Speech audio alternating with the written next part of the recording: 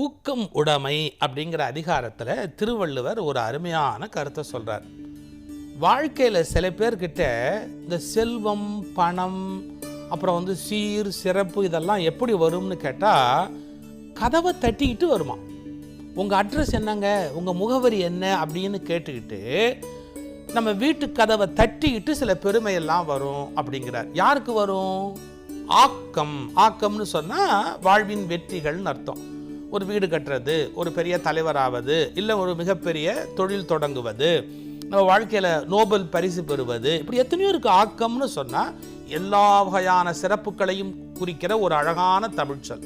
அந்த ஆக்கம் என்ன பண்ணும்? அதர்வீனாய் செல்லும்.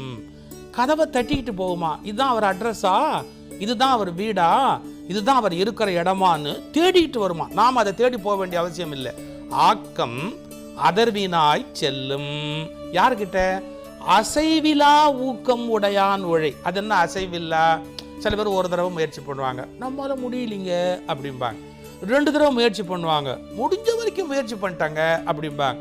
ஆனால் பாருங்க, ஒரே ஒரு வித்தியாசம் ஜெயிச்சவனுக்கும் ஜெயிக்காதவனுக்கும்.